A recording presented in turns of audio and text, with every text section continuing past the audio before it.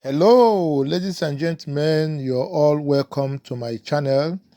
This is a platform where we publish and discuss political news in Nigeria, and we also discuss other trending stories.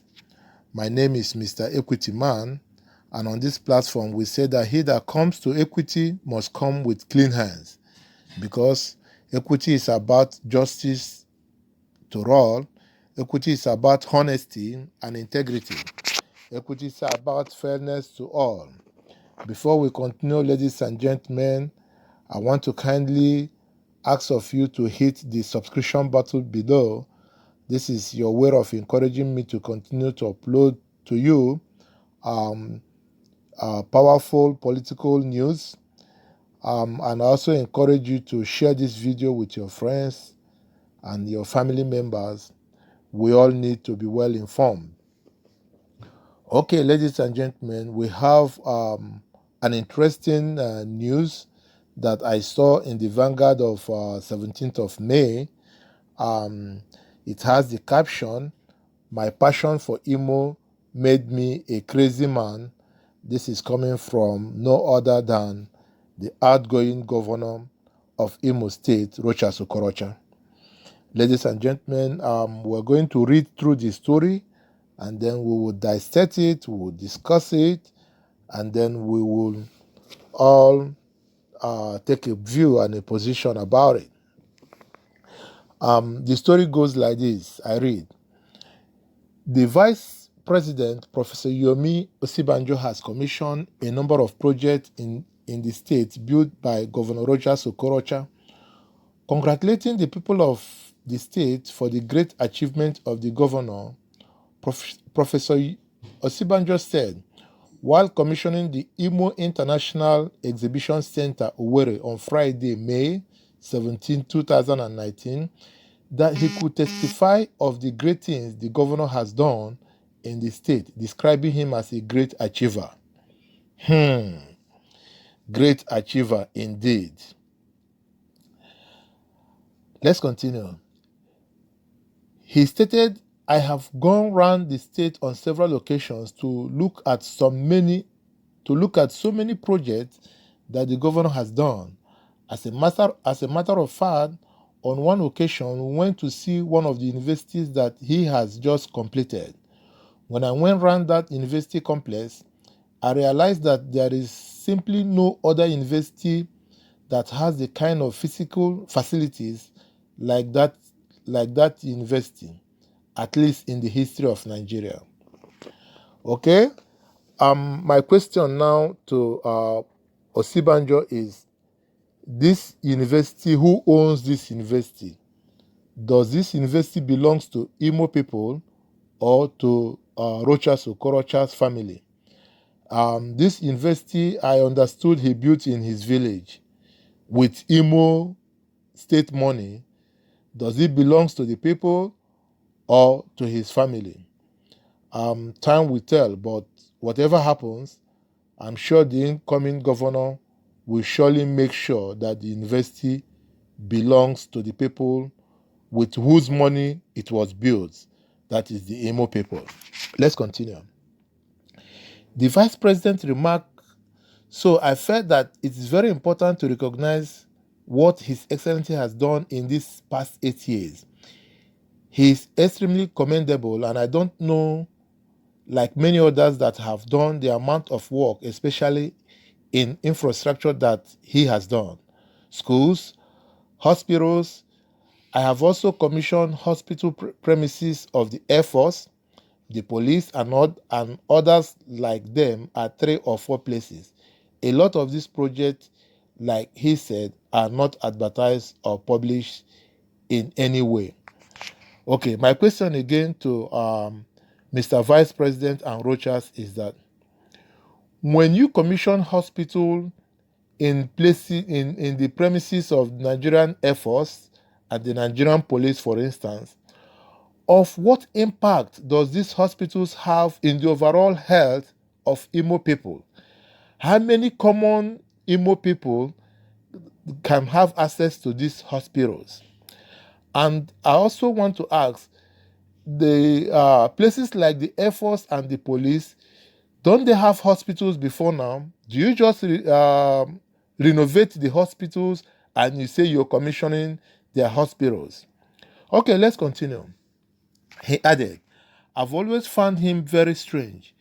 I must say so because he's otherwise someone who is not quiet but decides to keep quiet about his achievement.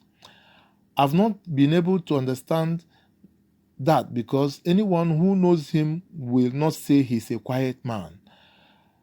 I wait to say that he has done extremely well in these past 8 years, and sometimes his contemporaries will choose to make loud noise for very few they have achieved. Professor Sibanjo stated, Your Excellency,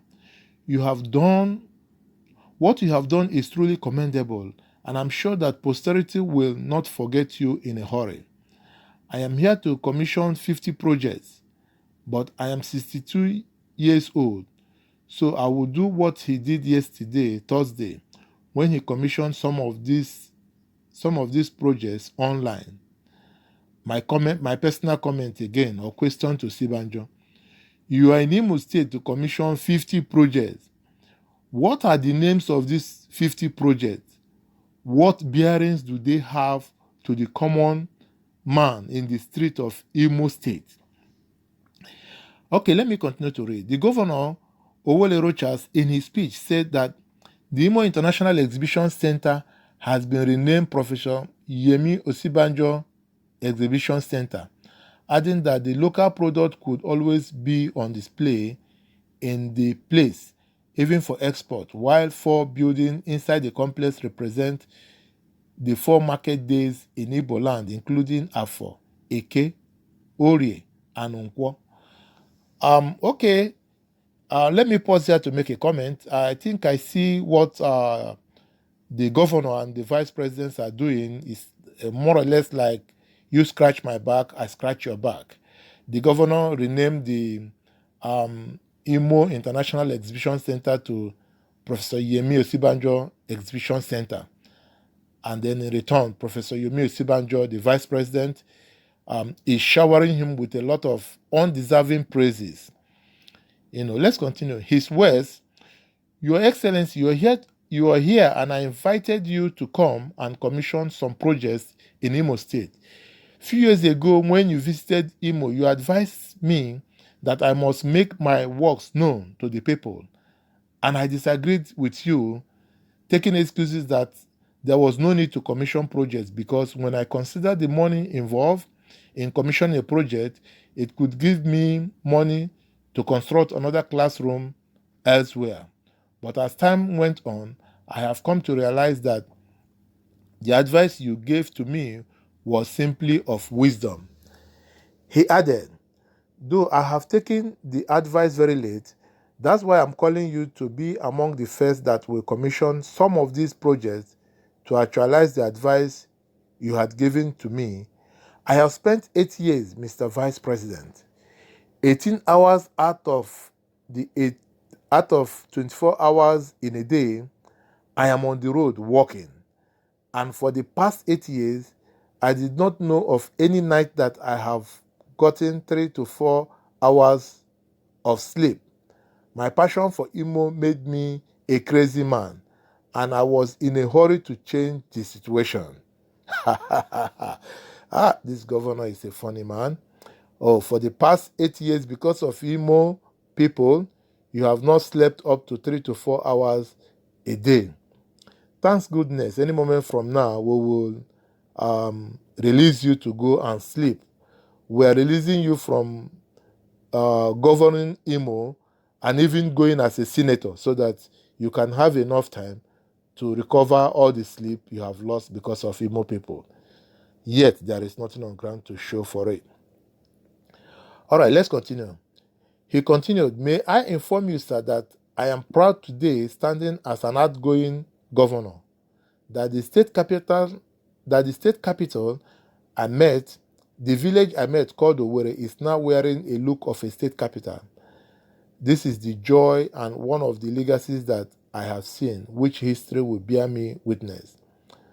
But had I taken your advice, I'm sure the entire Nigeria could have known what is happening in Imo State. In fact, this is why I'm being misrepresented and misconstrued in all my effort to develop Imo State. And in reply, I said to them that they are misrepresenting facts. And all these people are only good in recognizing negativities than positivities.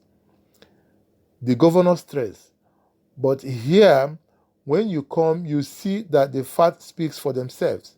Now that you're here, I pray that God will give you the energy and strength to be able to commission up to 50 projects within the next 3 hours. Mr. Vice President, when I realized that it was impossible to commission over 1,000 projects in Imo State, as a smart man, I did television commissioning. I embarked on online commissioning for the first time in the history of Nigeria.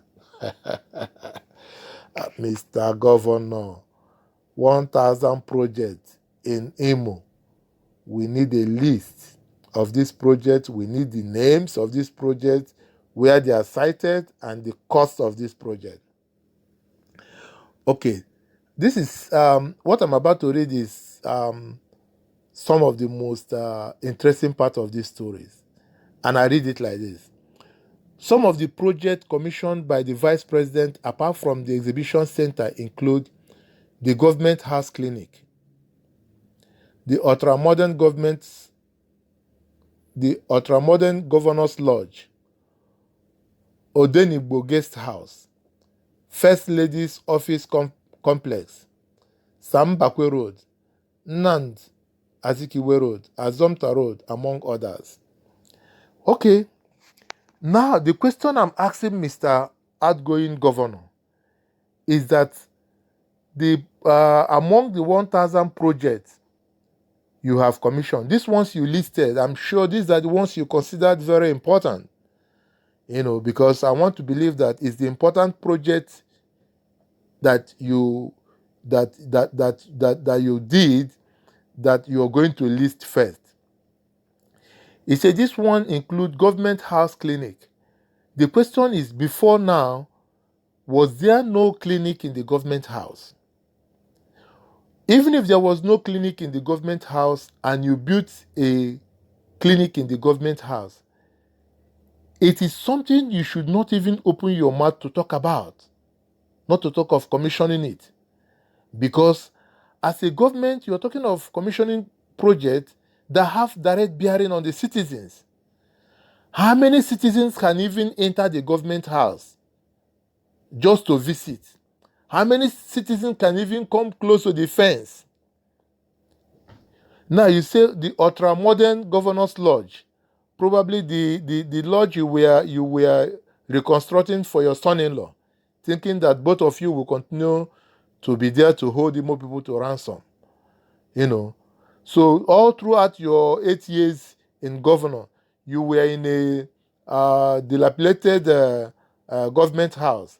That now that you're commissioning the ultra-modern Governor's Lodge. We don't need that. What we want to see is ultra-modern government hospital for the masses. We want to see ultra-modern stadium.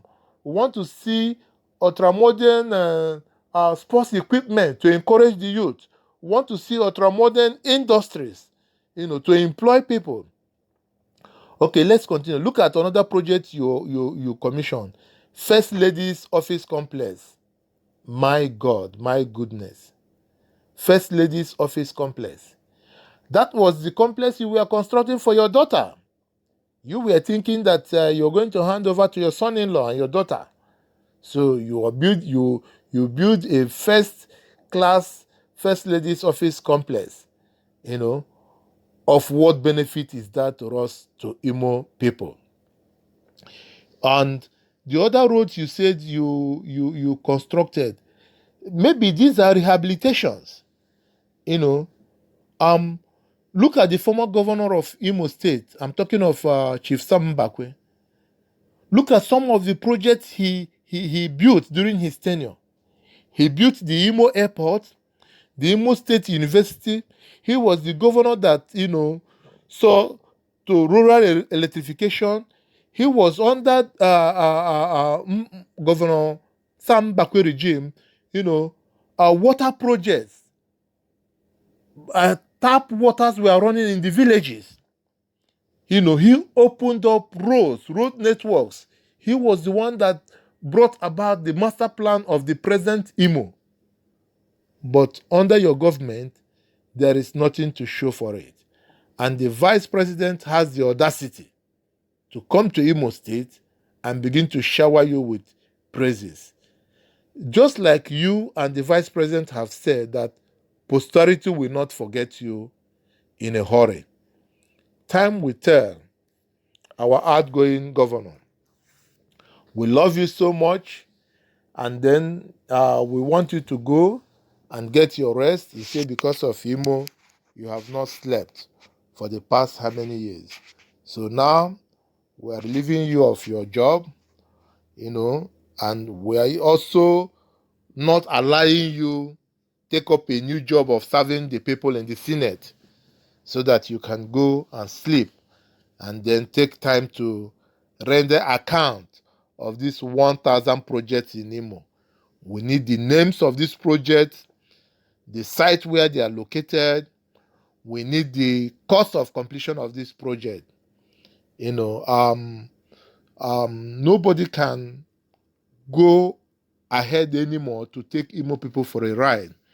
And at the same time, these are a kind of reawakening call to the incoming governor that Imo State will not tolerate what Rochas, okorocha have done to Imo people.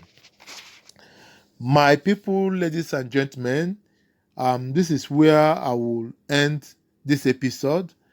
Like I said, my name is Mr. Equity Man, and I want to encourage us to subscribe, hit the subscription button below so that you'll be the first to get my videos whenever I upload, something. And I also encourage you to share with your friends and with your loved ones. Till I come your way next time, this is where I want to say goodbye and God